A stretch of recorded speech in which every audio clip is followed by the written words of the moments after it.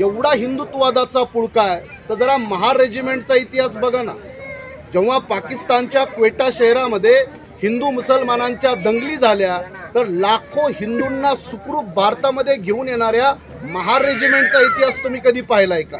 1947ला भारत पाकिस्तानच्या युद्धामध्ये पाकिस्तानमधला जांगोर नावाचं शहर आहे, या जांगोर शहरामध्ये भारत पाकिस्तानच्या युद्धामध्ये पाकिस्तानच्या हजारो पठाणांना ठार मारणारे आणि भारत पाकिस्तानच्या युद्धामध्ये महार रेजिमेंटनं पाकिस्तानला पराभूत केलेला आहे। याच महार रेजिमेंटने 1962ला जी चीनच्या लद्दाखमध्ये अक्साईची लढाई झाली, या अक्साईच्या लढाईमध्ये सुद्धा चीनला हरवण्यासाठी आपलं बलिदान देणारे महार रेजिमेंट आहे। 1965ला जे कच्छ युद्ध झालं याच्यामध्ये सुद्धा आपल्या जीवाचं बलिदान देणारं महार रेजिमेंट आहे। मी त्या हिंदुत्ववादी लोकांना विचारतो की तुम्हाला इतका भारत पाकिस्तानच्या युद्धाचा हिंदू मुसलमानांचा पुळका आहे तर मी हे छाती ठोकपणे सांगतोय की लाखो हिंदूंना सुरक्षित या भारतामध्ये आणणारं महार रेजिमेंट आहे। त्या महार रेजिमेंटचा इथल्या हिंदुत्ववाद्यांना कधी अभिमान वाटला का?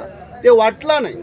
त्यामुळं आपल्या सगळ्यांना मला हे सांगायचं आहे की महार रेजिमेंटनं आजपर्यंत परमवीर चक्रापासून अशोक चक्रापासून वीर चक्रापर्यंत आजपर्यंत 250 पेक्षा जास्त पदक प्राप्त करणारे हे महार रेजिमेंट आहे। त्यामुळे आपल्या सगळ्यांना माहिती आहे की गोपाल बाबा वलंकर असतील, शिवबा जानबा कांबळे असतील, यांच्या माध्यमातून ही परंपरा या भीमा कोरेगावमध्ये सुरू झाली। या लोकांनी बाबासाहेब आंबेडकरांना निमंत्रण दिलं, शिवबा जानबा कांबळे यांनी निमंत्रित बाबासाहेब आंबेडकरांना केलं आणि तेव्हा बाबासाहेब आंबेडकर इथं 1 जानेवारी 1927ला आले आणि मग बाबासाहेब आंबेडकरांनी भीमा कोरेगावच्या शूरवीरांना अभिवादन केलं आणि ती परंपरा आजपर्यंत या देशामध्ये सुरू आहे। 1941मध्ये बाबासाहेब आंबेडकरांनी पुढाकार घेऊन बंद पाडलेली महार रेजिमेंट बाबासाहेब आंबेडकरांनी सुरू केली।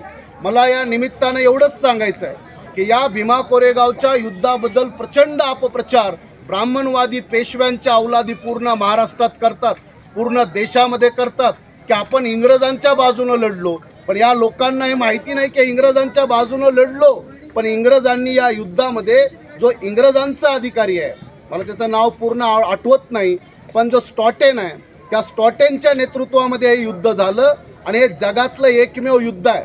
जगात असे अनेक देश आहेत, जसं आपण एक हिंदी तो आपला हॉलिवूडचा एक मूवी पाहिला असेल आपण 300, हा कशावर बनलेला आहे?